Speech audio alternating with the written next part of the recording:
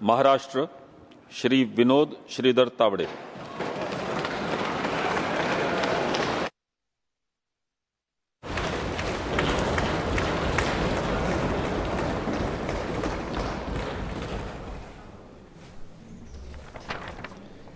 मी विनोद विजया श्रीधर तावडे राज्यसभेचा सदस्य म्हणून निवडून आलो असल्याने ईश्वर साक्ष शपथ घेतो की कायद्याद्वारे स्थापित झाले आहे अशा भारतीय संविधानाबद्दल मी खरी श्रद्धा व निष्ठा बाळगीन। भारताची सार्वभौमता व एकात्मता उन्नत राखीन आणि आता जे कर्तव्य मी हाती घेणार आहे ते निष्ठापूर्वक पार पाडेन।